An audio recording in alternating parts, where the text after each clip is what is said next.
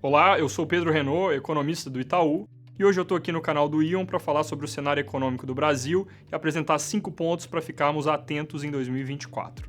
Nós vamos também falar de todas as projeções do Itaú para a economia do ano, então assista até o fim, já curta o vídeo e assine o canal do Ion para não perder nenhuma informação. Um primeiro grande tema para 2024 é o câmbio. Será que tem mais espaço para fortalecimento do real? O que explica o desempenho positivo do ano passado? A nossa moeda teve valorização de 8% em 2023, com recuo da cotação do dólar para R$ 4,85. Essa é uma queda explicada por uma série de fatores. Um deles é a situação folgada nas contas externas, com um bom desempenho da balança comercial, puxada principalmente pela robustez das exportações de commodities. Além disso, comparando com outros países, a nossa taxa de juros teve em patamares bem atraentes para investidores externos aplicarem dinheiro aqui. E junto disso, o risco país ficou nos menores patamares pós-pandemia, e aí no final, todos esses pontos contribuíram para um fluxo robusto de dólares no país. Para esse ano, nós enxergamos vetores de alta e baixa do câmbio que basicamente se cancelam, então a nossa projeção para o fim do ano é R$ 4,90 por dólar, basicamente de lado com relação ao valor da virada. No exterior, o cenário ainda é de um dólar forte frente a outras moedas, o que dificulta uma queda muito grande da cotação. Além disso, com a continuidade da redução da Selic, que eu comento daqui a pouco, podemos ter uma pressão de alta do dólar. Por outro lado, a robustez da balança comercial nos parece uma coisa mais estrutural do que conjuntural, então as contas externas devem seguir beneficiando a moeda. Além disso, o Banco Central americano também deve cortar juros, ainda que mais devagar que o nosso, e aí o diferencial entre as taxas locais e externas acaba ganhando essa ajudinha. Mais uma coisa importante para destacar aqui é que a projeção de que o real repita em 2024 mais ou menos o fechamento de 2023 não quer dizer que a gente acredita que a moeda vai ficar super estável ao longo do ano.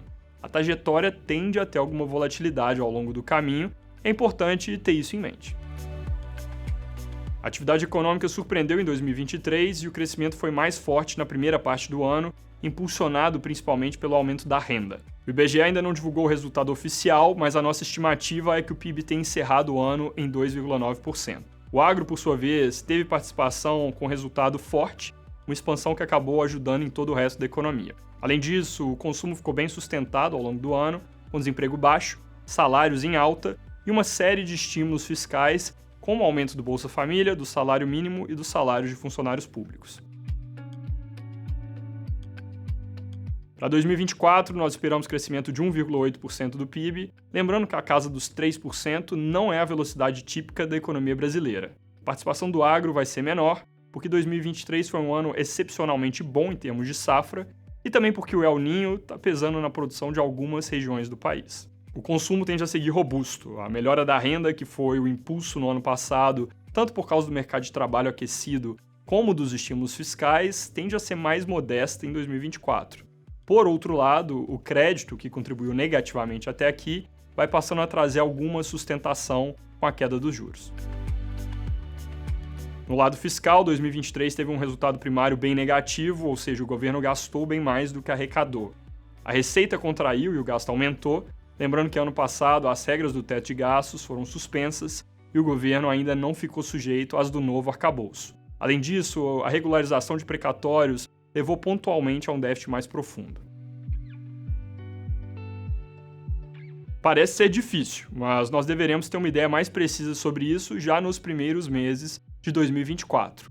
Teve algumas medidas aprovadas no ano passado que começam a ter impacto agora, e além disso, lá para o fim do primeiro trimestre, nós já poderemos entender melhor se o governo vai ter algum tipo de contenção de gastos, o famoso contingenciamento, para ajudar no esforço de ajuste, e também se vai ou não mudar a meta que foi prometida. Com as informações atuais, nós acreditamos que o déficit fiscal vai ficar em 0,8% do PIB, e esse também é o atual consenso de mercado. É importante acompanhar esse assunto, por mais seco que seja, porque pode afetar bastante o humor dos mercados se as surpresas começarem a se acumular numa direção de déficit maior.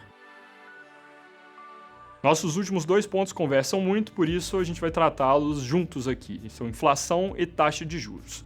O Brasil viu um processo de desinflação durante o ano passado.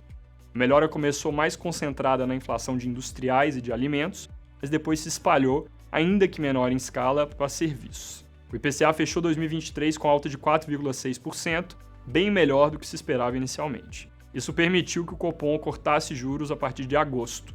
Essa redução de taxa ocorreu num ritmo de 50 pontos base por reunião e se manteve assim já no primeiro encontro de 2024.